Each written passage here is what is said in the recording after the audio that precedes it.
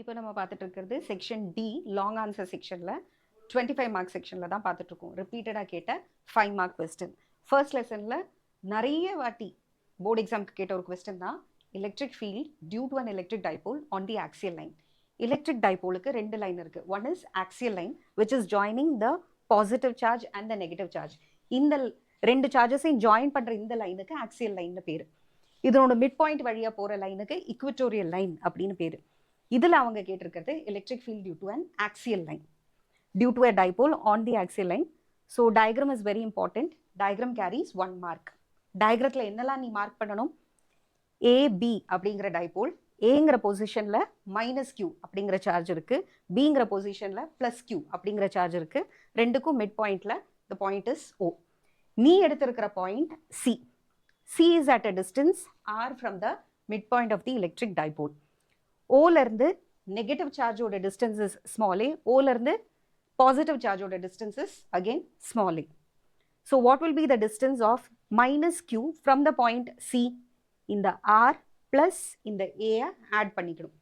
What will be the distance of plus q from the point C? இந்த ஆருங்கிற டிஸ்டன்ஸ்லேருந்து ஏயை minus பண்ணிக்கணும். So இதனோட main concept என்னன்னா, plus கியூவோட electric ஃபீல்டை கண்டுபிடிக்க போகிறோம், மைனஸ் கியூவோட எலக்ட்ரிக் ஃபீல்டை கண்டுபிடிக்க போகிறோம். ரெண்டையும் டோட்டலாக ஆட் பண்ண போகிறோம். Because they are on the same line. இதனால வேற வெக்டர் அடிஷனோட எந்த ரூல்ஸும் யூஸ் பண்ண வேண்டாம். ஸோ டயக்ரத்துக்கு 1 மார்க் ஆச்சு. எக்ஸ்பிளனேஷன் எழுதுறதுக்கு இன்னொரு 1 mark. Consider an electric dipole placed on the x-axis as shown in the diagram. A point C is located at a distance of r from the midpoint O of the dipole on the axial line. இதோட சேர்த்து நீ என்ன எழுதலாம்? AB is the electric dipole with minus q placed at the point A and plus q placed at the point B அப்படின்னு எழுதலாம். Next வந்து அதே point சிங்கிற பாயிண்ட்ல பிளஸ் கியூட எலக்ட்ரிக் ஃபீல்ட் மைனஸ் கியூட எலக்ட்ரிக் ஃபீல்ட் இது தனித்தனியாக எழுதுறதுக்கு another half mark you will get. So the electric field at a point C due to plus Q is E plus electric field E plus vector is equal to 1 by 4 pi epsilon naught Q divided by அதனோட distance. அதாவது R minus A the whole square மறக்காம P cap போடணும்.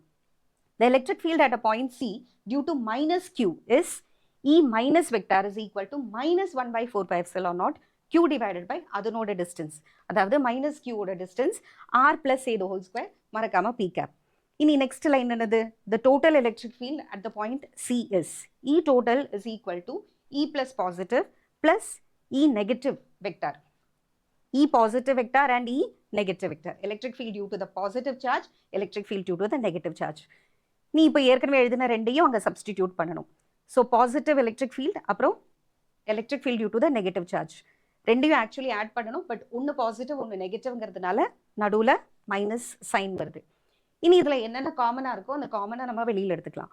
Q by 4 pi epsilon naught வெளியில் எடுத்துட்டேன்னா first term is 1 by r minus a the whole square minus 1 by r plus a the whole square வெளியில் p cap.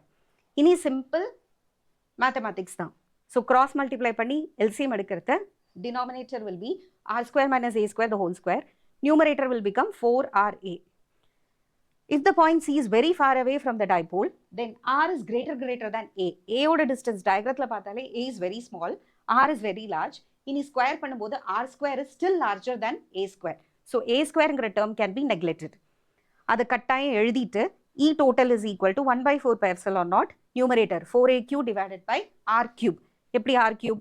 R square the whole square மேல ஒரு R இருக்கு, 1 R gets cancelled. So numeratorல you have 4aq, denominatorல R cube and you have p cap provided r is greater than a. இனி இதுல 2aq that is any one of the charges into distance multiply பண்ணோம்னா நமக்கு என்ன கிடைக்கும்? electric dipole moment கிடைக்கும். along with p cap சேர்த்தோம்னா அது p வெக்டார்னு எழுதலாம். so E total is equal to 1 by 4 pi epsilon naught 2p vector divided by r cube provided r is greater than a. இதோட சேர்த்து லாஸ்ட் பாயிண்ட் என்ன எழுதணும்? நமக்கு கிடைச்ச எலக்ட்ரிக் ஃபீல்டோட டைரக்ஷன் என்னதுன்னு எழுதணும். it is along the direction of dipole electric dipole மொமெண்டோட வெக்டாரோட அதே டைரக்ஷன்ல தான் நம்மளோட ஃபைனல் எலக்ட்ரிக் ஃபீல்டும் இருக்கு. So this is 5 mark question, repeatedly asked 5 mark question from the first lesson, electric field due to a dipole on the axial line. Thank you, keep watching.